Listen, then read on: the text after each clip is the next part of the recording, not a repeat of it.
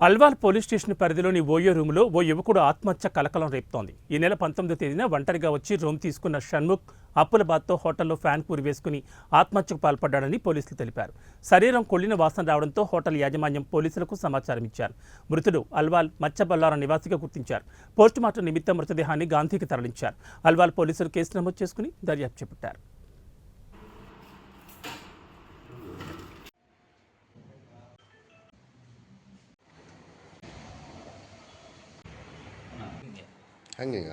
లేదు వాట్సాప్ మాకు 2 number phone number ఉంది కదా 2 ట్రై చేసాం వాట్సాప్ కూడా ట్రై చేసాం ఏది అవ్వాల కనెక్ట్ అవ్వాలి.